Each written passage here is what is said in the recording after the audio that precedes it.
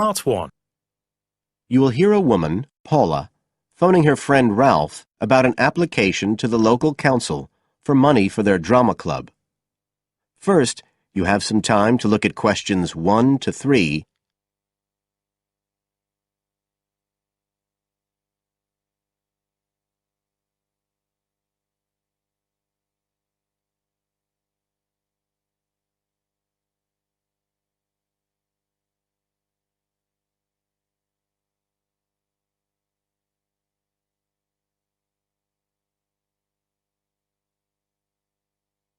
Listen carefully and answer questions 1 to 3.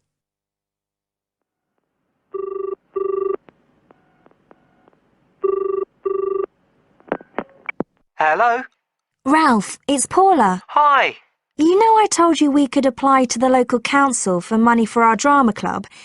I've got the application form here, but we need to get it back to them by the end of the week. I could send it on to you. You really ought to fill it in as president of the club, but I don't know if it'll get to you in time. Well, you're the secretary, so I expect it's okay if you fill it in. Yeah, but I'd really like to check it together. Right, that's fine. Like, the first part asks for the main contact person. Can I put you there? Sure. Right, so that's Ralph Pearson. Oh, and then I need your contact address. So that's 203 South Road, isn't it? No, 2:30. Oh, sorry, I always get that wrong. Then it's Drayton. Oh, do you think they need a postcode? Better put it, it's DR6 8AB. Okay. Telephone number. That's 01453 586 098, isn't it? Yes. Right. Now, in the next part of the form, I have to give information about our group. So, name of group, that's easy. We're the Community Youth Theatre Group. But then I have to describe it. So, what sort of information do you think they want? Well, they need to know we're amateurs, not professional actors. And how many members we've got. What's that at present, 20? 18. And should we put in the age range? That's 13 to 22? No, I don't think we need to. But we'd better put a bit about what we actually do. Something like members take part in drama activities. Activities and workshops? OK. Right. That's all for that section, I think. You now have some time to look at questions 4 to 10.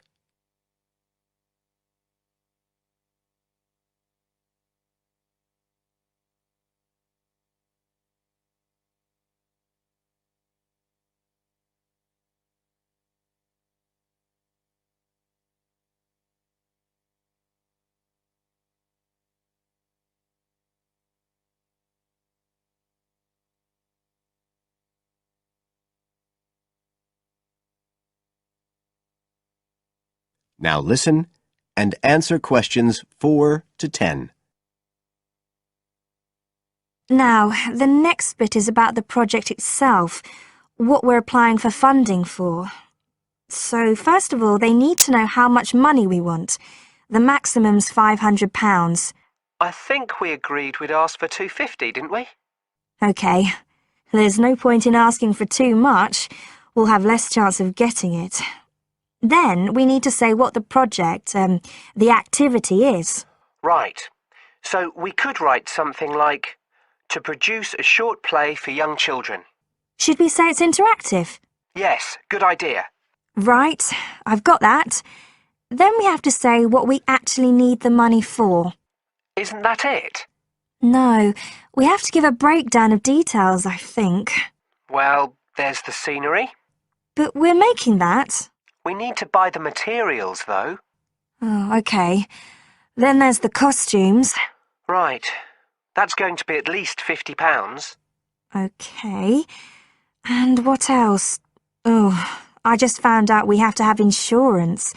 I don't think it'll cost much, but we need to get it organised. Yes, I'd forgotten about that. And we could be breaking the law if we don't have it. Good thing we've already got curtains in the hall. At least we don't have to worry about that. We'll need some money for publicity. Otherwise, no one will know what we're doing. And then a bit of money for unexpected things that come up. Just put sundries at the end of the list. OK, fine. Now, the next thing they want to know is if they give us the grant, how they'll be credited. What do they mean, credited? I think they mean how we'll let the public know that they funded us. They want people to know they've supported us. It looks good for them. Well, we could say we'd announce it at the end of the play. We could make a speech or something. They might prefer to see something in writing. We'll be giving the audience a programme, won't we? So we could put an acknowledgement in that? Yeah, that's a better idea. OK, and the last thing they want to know is if we've approached any other organisations for funding and what the outcome was. Well, only National Youth Services, and they said that at present funds were not available for arts projects. Right, I'll put that. And then I think that's it. I'll get that in the post straight away. I really hope we get the money. I think we've got a pretty good chance. Hope so anyway. Thanks for doing all this, Paula. That's OK. See you soon. Bye. Bye. That is the end of part 1. You will now have half a minute to check your answers.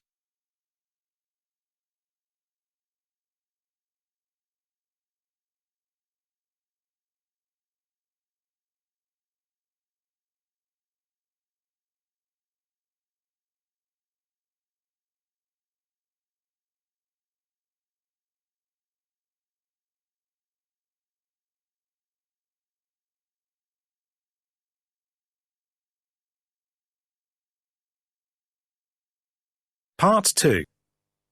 You will hear Joanne describing her home city of Darwin in Australia to a man called Rob, who hopes to go there. First, you have some time to look at questions 11 to 15.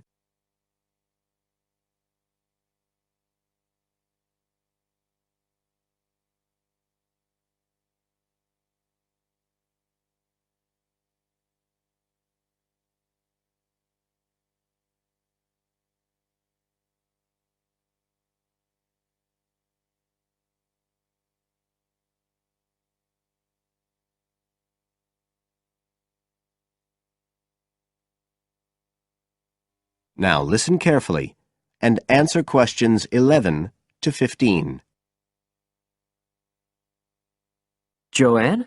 Hi, you must be Rob. Nice to meet you. So, I hear you're planning to visit Australia. Yeah, and I really wanted to talk to you because I was thinking of spending some time in Darwin, and my sister told me you're from there. That's right. So, tell me about it. Well, where shall I start? Well, Darwin's in what they call the top end because it's right up at the northern end of Australia, and it's quite different from the rest of Australia in terms of cultural influences. In fact, it's nearer to Jakarta in Indonesia than it is to Sydney, so you get a very strong Asian influence there. That means we get lots of tourists. People from other parts of Australia are attracted by this sort of international cosmopolitan image. And as well as that, we've got the same laid-back atmosphere you get all over Australia, probably more so, if anything, because of the climate. But what a lot of the tourists don't realise until they get there is that the city's also got a very young population. The average age is just 29, and this makes the whole place very buzzy. Some people think that there might not be that much going on as far as art and music and dancing and so on are concerned because it's so remote. I mean, we don't really get things like theatre and opera in the same way as cities down in the south like Sydney, for example, because of the transport expenses. But in fact, what happens is that we just do it ourselves. Lots of people play music, classical as well as pop, and there are things like artists groups and writers groups and dance classes. Everyone does something. We don't just sit and watch other people. You said it's very international? Yeah, they say there's over 70 different nationalities in Darwin. For instance, there's been a Chinese population there for over 100 years. We've even got a Chinese temple. It was built way back in 1887, but when a very bad storm, a cyclone in fact, hit Darwin in the 1970s, it was almost completely destroyed. The only parts of the temple that survived were part of the altars and the stone lions. But after the storm, they reconstructed it using modern materials. It's still used as a religious centre today, but it's open to tourists too, and it's definitely worth going to see it. Oh, and as far as getting around goes, you'll see places that advertise bicycles for hire, but I wouldn't recommend it. A lot of the year it's just so hot and humid. Some tourists think it'll be fine because there's not much in the way of hills and the traffic's quite light compared with some places, but believe me, you're better off with public transport. It's fine and not expensive. Or you can hire a car, but it's not really worth it. What's the swimming like? Well, there are some good beaches, but the trouble is that there's this nasty creature called the box jellyfish, and if it stings you, you're in bad trouble. So you have to be very careful most of the year, especially in the winter months. You can wear a lycra suit to cover your arms and legs, but I wouldn't like to risk it even so, personally. And there are the saltwater crocodiles too. I mean, I don't want to put you off. There are protected swimming areas netted off where you'll be safe from jellyfish and crocs, or there are the public swimming pools. They're fine, of course. You now have some time to look at questions 16 to 20.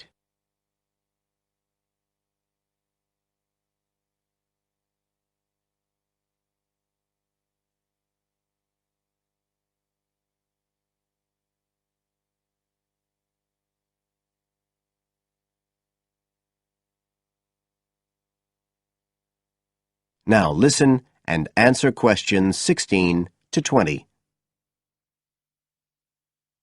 So which places would you specially recommend? Well, one of the most popular attractions is called Aquascene. What happens is every day at high tide, hundreds of fish come in from the sea, all different sorts, including some really big deep sea fish.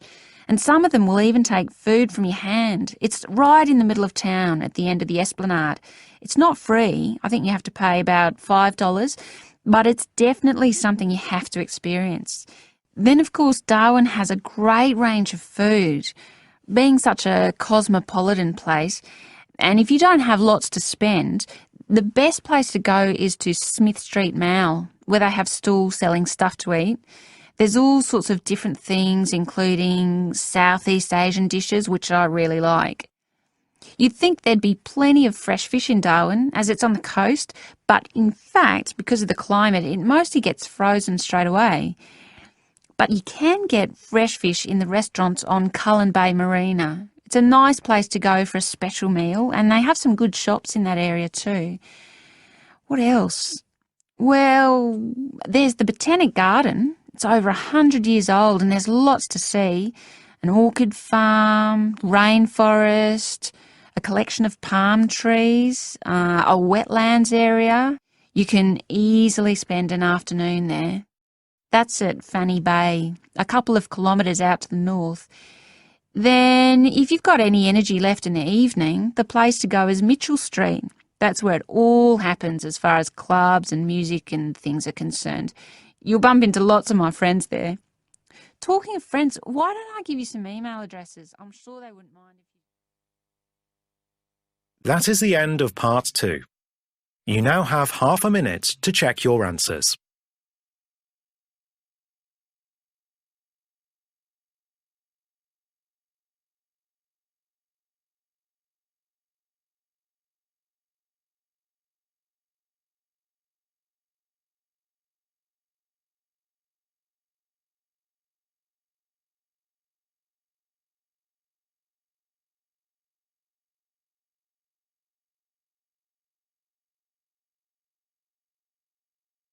Part 3.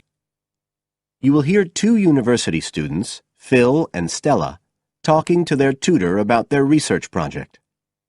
First, you have some time to look at questions 21 to 27.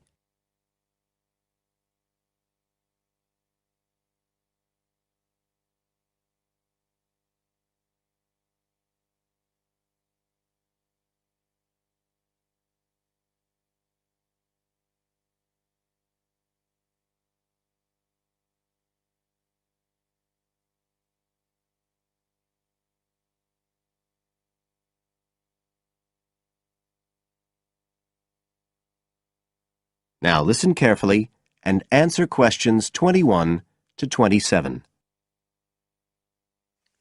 Come in. Ah, yes, Stella. Is Phil there too? Good. Come on in. OK, so you're here to discuss your research project. Have you decided what to focus on? You were thinking of something about the causes of mood changes, weren't you? Yes, but the last time we saw you, you suggested we narrowed it down to either the effects of weather or urban environment. So we've decided to focus on the effects of weather. Right, that's more manageable. So, your goal is, Phil? To prove the hypothesis, no.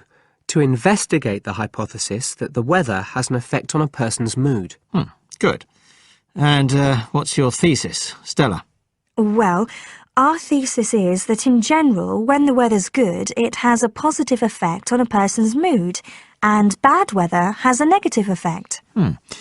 Can you define your terms here? For example, what do you mean by good and bad? OK, well, good would be sunny, warm weather, and bad would be when it's cold and cloudy or raining. And how would you define an effect on a person's mood? What would you be looking to find?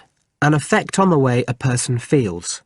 A change in the way they feel, like from feeling happy and optimistic to sad and depressed. Right. And what sort of weather variables will you be looking at? Oh, sunshine, temperature, cloudiness, precipitation, among others. It'll depend a bit what the weather's like when we do the survey. Fine. We'll talk about that in a minute. But first, what about background reading? I gave you some suggestions. Did you manage to read any of it? Yes, we read the Ross Vickers article, the one comparing the groups of American Marines training in summer and winter. That's quite relevant to our study. It was interesting because the Marines who were training in the cold winter conditions tried to cheer themselves up by thinking of warm places, but it didn't really work. Yes, they were trying to force themselves to have a positive mental outlook, but in fact it had the opposite effect, and they ended up in a very negative state of mind. And we found some more research by someone who wasn't on the reading list you gave us, George Whiteborn. He compared people living in 3 countries with very different climatic conditions. Actually, he looked at several things, not just the weather. But he found some people's reactions to bad weather were much worse than others, and it was linked to how stressed they were generally. The weather on its own didn't have such a significant effect on mood. And we looked at a paper by Haverton. Yeah, he broke weather up into about 15 or 16 categories and did qualitative and quantitative research. He found that humans respond to conditions in the weather with immediate responses, such as fear or amazement. But these responses can also be linked to associations from their earlier life, such as a particular happy or sad event. Did you have a look at Stanfield's work? Yes. It was interesting because the type of questions he asked was similar to what we were planning to use in our survey. Yes. He asked people how they were feeling on days with good and bad weather. He found the biggest factors seemed to be the humidity.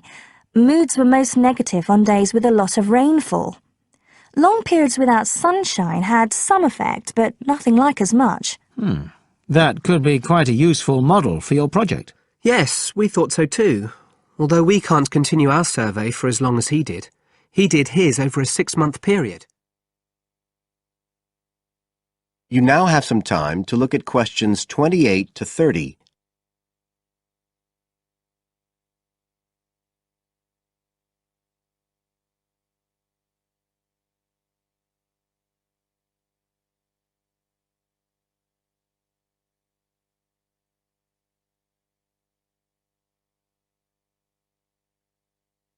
Now listen and answer questions 28 to 30. Right. Well, you've made quite a good start. So, where are you going from here? Well, we've already made the questionnaire we're going to use for the survey. It's quite short, just 8 questions. We're aiming to survey 20 people over a period of 3 months from October to December.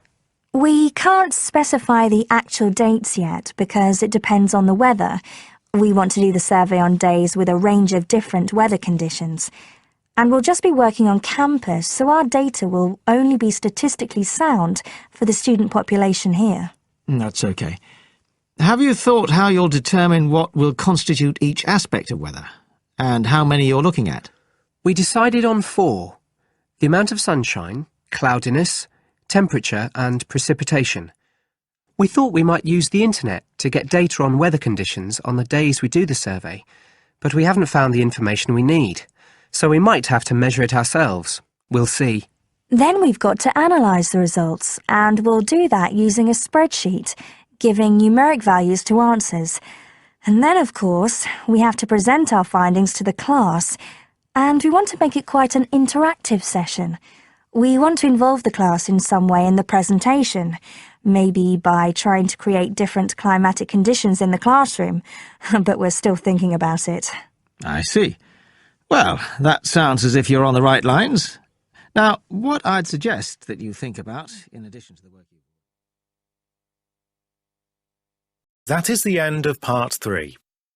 You now have half a minute to check your answers.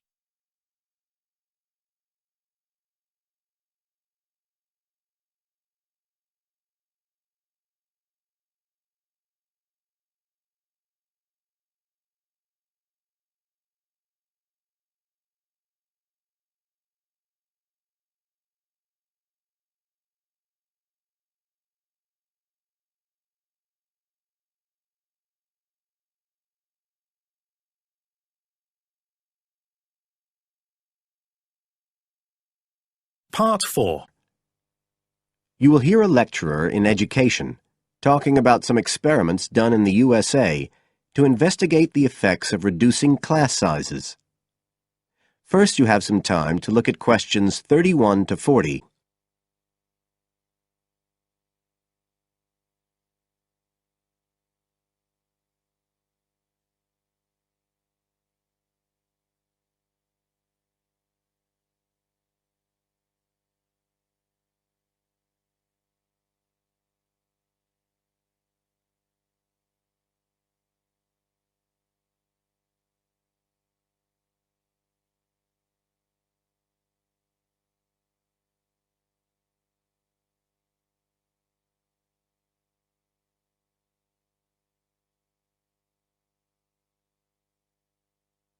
Now listen carefully and answer questions 31 to 40.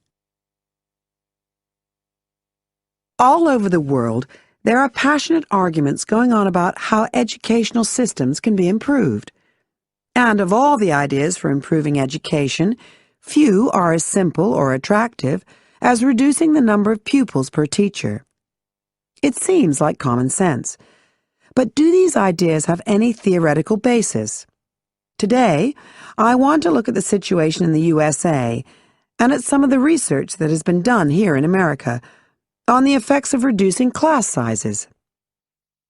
In the last couple of decades or so, there has been considerable concern in the United States over educational standards here, following revelations that the country's secondary school students perform poorly relative to many Asian and European students. In addition, statistics have shown that students in the nation's lower-income schools in the urban areas have achievement levels far below those of middle-class and upper-middle-class schools. So would reducing class sizes solve these problems? Well, we have to remember that it does have one obvious drawback. It's expensive. It requires more teachers and possibly more classrooms, equipment, and so on. On the other hand, if smaller classes really do work, the eventual economic benefits could be huge.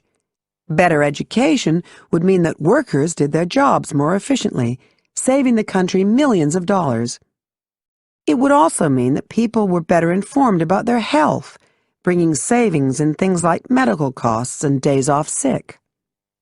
So what reliable information do we have about the effects of reducing class sizes? There's plenty of anecdotal evidence about the effect on students' behavior, but what reliable evidence do we have for this?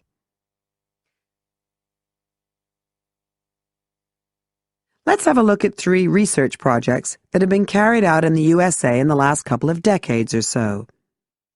The first study I'm going to look at took place in the state of Tennessee in the late 1980s. It involved some 70 schools. In its first year, about 6,400 students were involved, and by the end of the study, 4 years later, the total number involved had grown to 12,000. What happened was that students entering kindergarten were randomly assigned to either small classes of 13 to 17 students or regular-sized classes of 22 to 26. The students remained in whatever category they had been assigned to through the 3rd grade, and then, after that, they joined a regular classroom. After the study ended in 1989, researchers conducted dozens of analyses of the data. Researchers agree that there was significant benefit for students in attending smaller classes, and it also appears that the beneficial effect was stronger for minority students. However, there's no agreement on the implications of this. We still don't know the answer to questions like how long students have to be in smaller classes to get a benefit, and how big that benefit is, for example.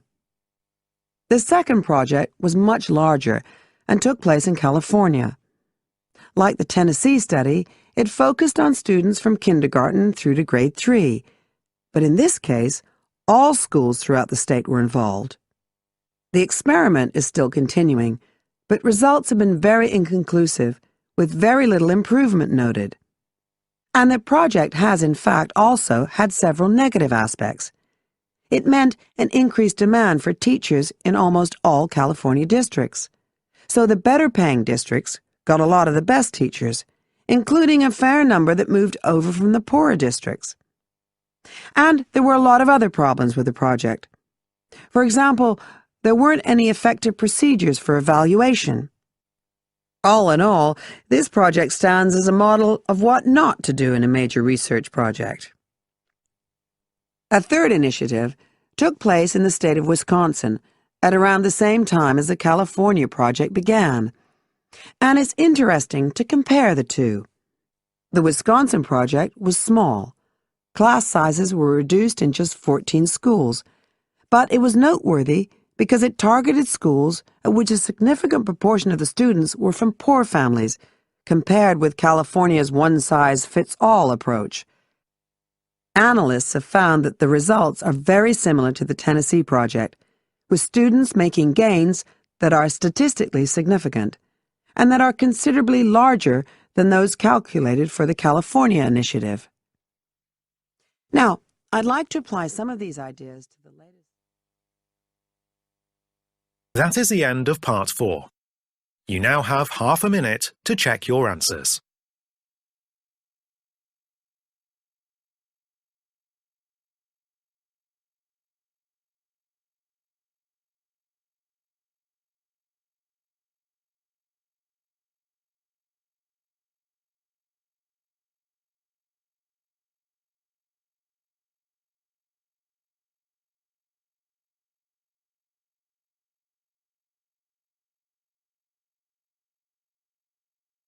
That is the end of the listening test. You now have 10 minutes to transfer your answers to the listening answer sheet.